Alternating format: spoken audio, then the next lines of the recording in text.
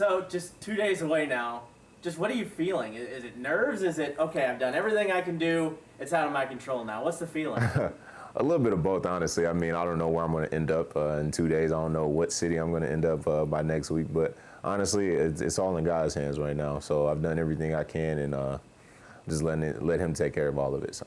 Overall, what's the process been like? Has it gone like you thought? Was it harder? Was it a lot more fun than you maybe thought it was going to be? What's just the process of going through the NBA draft leading up to it been like? The pre-draft process was pretty long. I mean, as soon as the season ended, you take like a week off to get your body back right, and then it's just like back to off-season training and whatnot, and then flying to different teams. So it's a fun process. You only go through it once, and only so many people get to do this each year. So me personally, I was just enjoying it, flying to different teams, meeting people in the organization, and I'm just ready for the draft to come up. So. How many teams did you get to go meet in person? I went to 11 different teams. Okay. Yeah. You could have gone back to school for another year, probably got a nice NIL situation, but you decided now was the right time to go to the NBA. Why?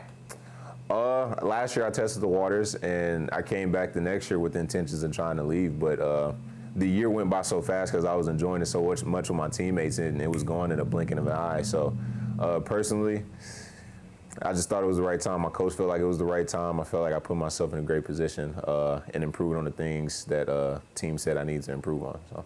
To play in today's NBA, no matter how tall you are, you got to be able to shoot. Yeah. How would you describe your shot and how it's evolved, even recently, to get to the point where you're at the top of these first round or in these first round discussions? How would you describe your shot and its progression? In high school, I really didn't have to shoot jump shots. I was taller than most people. I shot it sometimes when I felt like I needed to, but I mean, it's all about confidence, really. That's just with every kid, truthfully. I mean, your shot, everybody shoots different, but mine came from confidence. My freshman year, my confidence was kind of down, and I came back my second year, just kept getting more reps up, and when I started hitting, my confidence level kept going up. So as of right now, that's all I've been working on. Just my mindset every time I shoot it, I think is going in. So. Have you talked with teams specifically about that area of your game?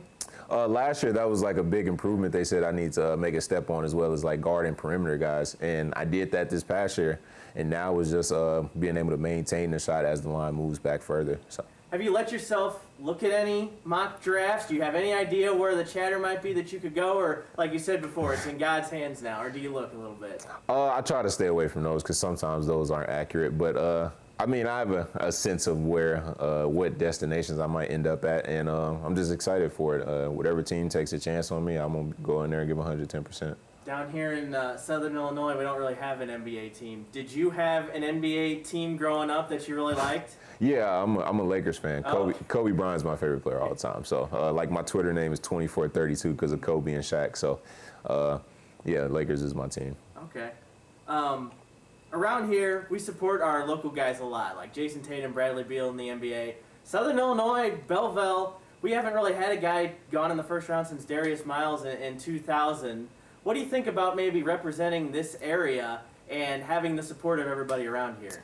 I rep the 618 proudly. I feel like everybody knows where I'm from. I mean, they might not know the city, but I let everybody in the nation know where I'm from, Belleville, Illinois. Just me having Belleville on my side and not the St. Louis area. I mean, I'm from the Metro East area. I know guys over there going to support me as well, but just being from Belleville means a lot, honestly. Just shows my humble beginnings and show I've always had that underdog mentality. So. That's a good answer. Have you thought about just how much your life's going to change in 2 days and your family's life? Have you thought about that? I've definitely thought about it a little bit, but I mean, I'm just enjoying basketball right now. I feel like reality will kick in 2 days, but right now I'm just taking every day step by step. So. Just how much has your family meant to you along this point? I know you're pretty close with them.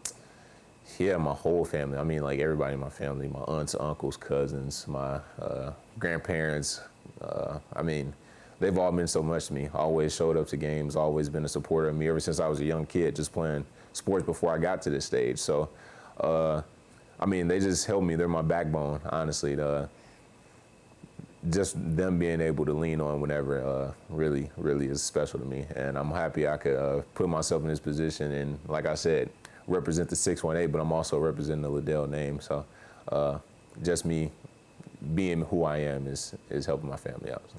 I read an article. You're pretty close with your grandma, and she seems like she's got some good quotes. She's probably pretty excited about this too, isn't she? Oh, she's so excited. I mean, she's like, oh, I don't think it's bragging. I think it's just so like her being always happy. Like no matter what conversation happens, she always brings me up, and just the fact that she's so proud, because she's seen where I came from. She's seen me since I was a young boy, and just how humble I've been and how I've always done things the right way. So I just met you a few times, but even after a couple days from now, when your life does change, yeah, you're still going to be the same old EJ. I'm thinking. yeah, I've always been the same old me, big goofy kid. That's what my mom loves me for. So, and my dad as well as all my family. But it's just the fact that I've always been me, and I'm going to stay me. So, A couple more.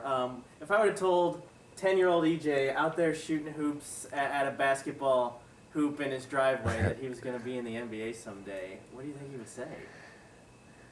get out of here, honestly, because I was younger. I was a heavier set kid. I could never see myself dunking, honestly. I always looked at the rim like, man, that's super high, just watching highlights of people dunking and whatnot. But I didn't know what was going to happen. I tried out tons and tons of different sports, but if I was to hear that back in the day, I'd be like, there's no way. So, yeah. What would you want your new team's fan base, whoever it's going to be, to know about you before you get there? They're hearing that EJ Liddell. I wonder who that is. Let me look him up. What would you want them to know? I'm full of heart. That's what I bring to the table. I will always have that underdog mentality just from where I'm from.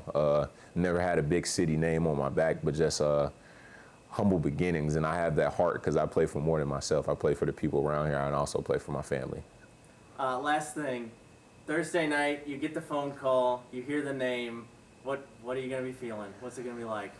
Tons of mixed emotions, honestly. I don't know until it happens, honestly. I'm looking forward to it. Hopefully not. I don't have a lot of stress on me right now, but some stress relieves off me, knowing where I'm going to be. That moment's going to change my life forever. So.